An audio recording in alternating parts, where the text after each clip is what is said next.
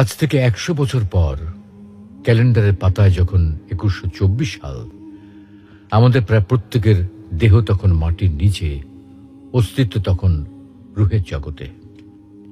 ইতিমধ্যে ফেলে যাওয়া আমাদের সেই সুন্দর বাড়িটা হয়তো পরবর্তী প্রজন্ম ভোগ করছে। পছন্দের কাপড়গুলো ব্যাকডেটেড হয়ে গেছে।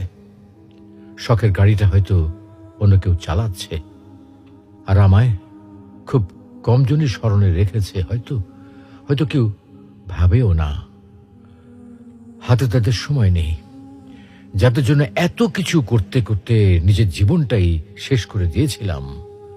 আচ্ছা আচ্ছা, বাস্তবতার এই জীবনে আপনি আপনার দাদার দাদাকে কতবার স্মরণ করেন? আপনার দাদির দাদির কথা আপনি কখনো কি আপনার মনে পড়ে? পৃথিবীর বুকে আজকে এই বেঁচে থাকা, এত হইচই, এত মায়াকান্না